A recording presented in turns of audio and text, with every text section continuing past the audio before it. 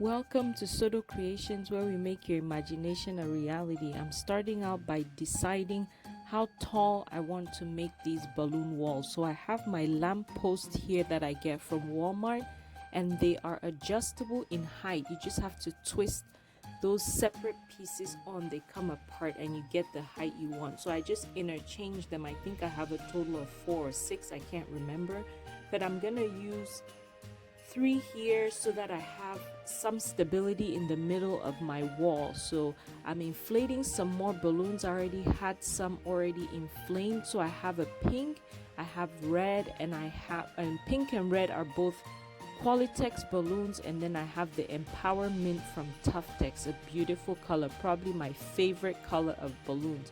So it's Christmas, we have to add that red. I just thought this was more of a contemporary style, non-traditional Christmas backdrop, and with the pop of red it just gives that festive look. So I'm inflating my balloons. I'm inflating the 12-inch balloons to create a base for the balloon wall. Now when you're creating balloon walls, you can use both different size balloons to create that organic look, or you can use the same balloon size and just add balloons in after you're done making the base of your wall. If you've never done a balloon wall before, that's probably the easiest way, because then you're not worried about the balloons not aligning and you're not able to really fill in the holes once it's done. So I'm creating clusters of 6 with each balloon, and I'm just gonna attach them to see how I want to place it. I'm designing on the spot. I'm at home just doing this tutorial for you guys, and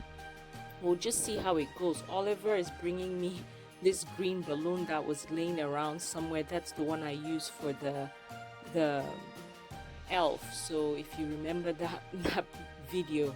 So I'm designing here, just trying to see how I want to lay out my colors. I have these clusters already made. So my first column, I just have 3 clusters of colors with 2 colors represented. And now I'm thinking I'm gonna add the red and the pink.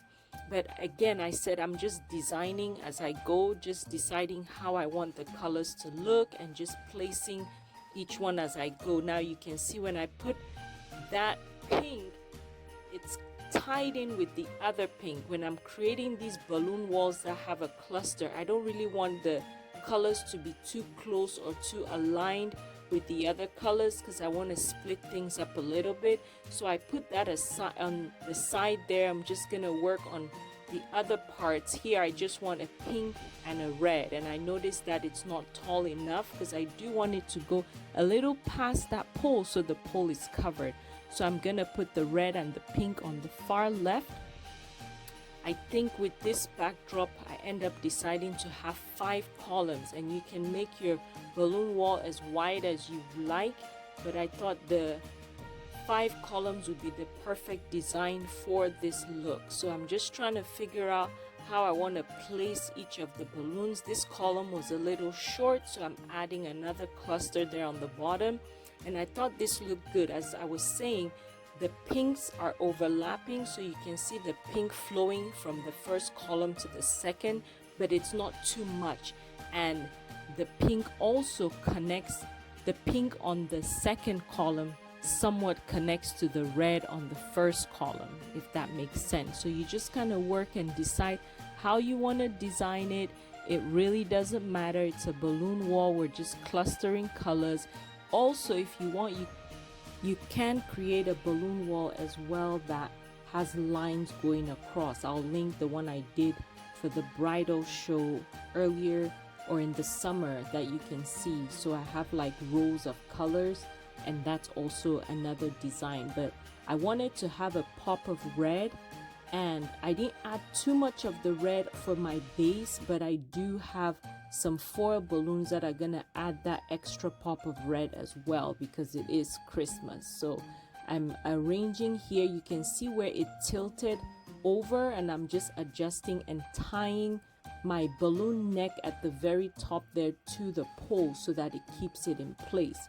So it's a lot of arranging, rearranging for these balloon walls. You just have to pay attention.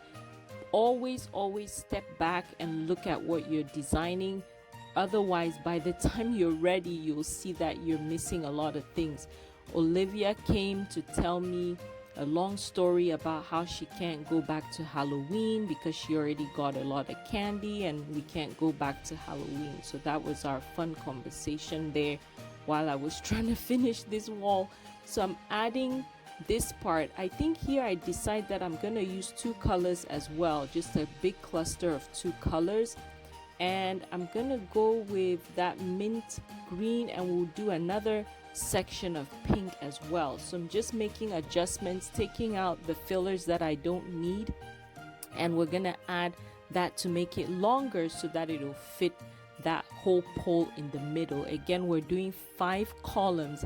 You can also go left to right for these balloon walls. You don't always have to go vertical. So the other balloon wall I have linked in the description is a horizontal layout where you're just layering horizontally your garland, base garland, but I decided to go vertical here. And I'm also going to show you 2 different methods of how I connect my columns together. So you've seen me already use the necks pretty much. I didn't say that earlier, but when you're attaching one column to the other, you're just using the neck from one end and just tying with the neck of the balloon on the other side. And I use like 3 points on the column and it tightens everything. I'll show you here. I'm looking for the neck in there, finding the neck on this other one and just pulling.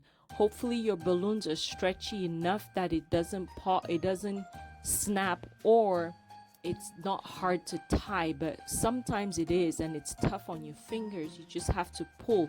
But for those of you who hate tying balloons, I've had read several comments of people who say they absolutely hate tying the necks of balloons. They like other methods. I'll show you what I do to connect the next couple of columns here shortly.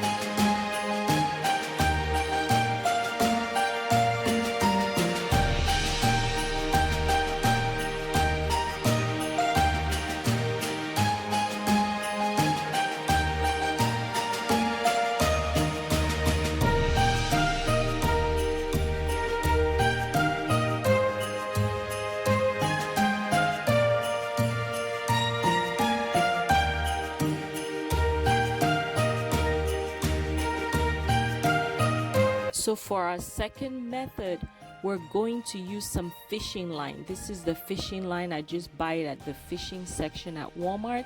First, you're going to tie your fishing line around the middle of the cluster from the top of the balloon you're trying to connect to another. Once you've double knot or triple knotted, then you go left. Once I come down, you see you wrap it around your left column, kind of go round. The secret here is you want to tug on the balloon. So you're going to wrap it around a couple of times, but you want to pull that fishing line, because if you don't pull, it's not going to zip it together. That's how I visualize it, as zipping it together.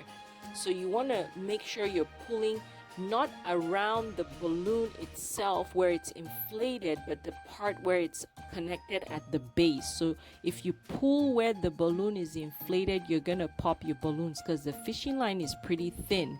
So you want to wrap it around a couple of times, pull on it, go round the next. You're also going in a zigzag manner but coming down, so you just don't want to go across because you're going to move from one balloon to another, but then work your way down so that you're moving down and putting it together. So this is the method you use when you don't want to mess with tying necks or pulling necks and hurting your fingers.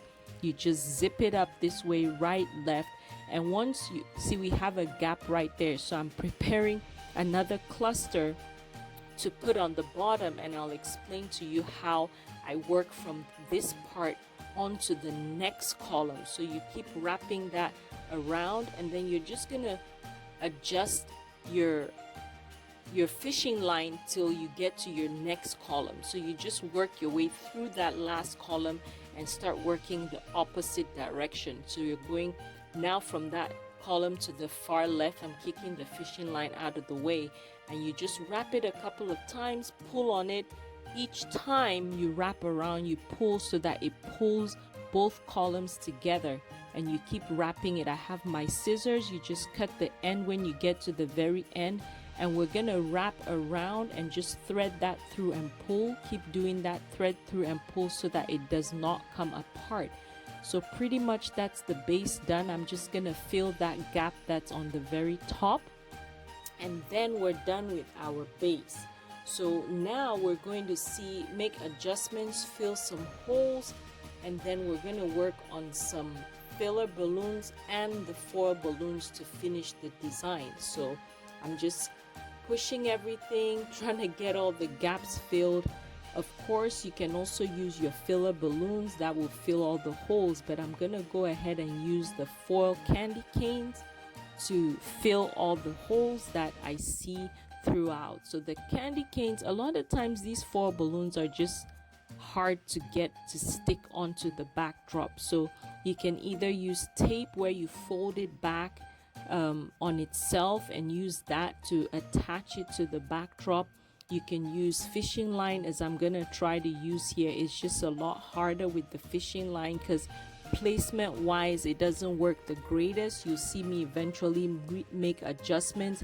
And then the easiest way is having some really good glue dots that hold really well. So not the tiny ones that I use here, but if you have the thicker glue dots, those work really well. I'm tying also another method with tying just the 260Q on the end here, and we're gonna make a circle and wrap that around the balloon. I had a balloon that came off there, but I was able to tie that back in. So there we have our candy cane. Positioning was just the tough part for this. So you just want to make sure it's aligned how you want it, and then you put your candy cane. So we're gonna use our glue dots here further on to attach. Some places we're still going to use the 260Q because it's just easier to figure out where exactly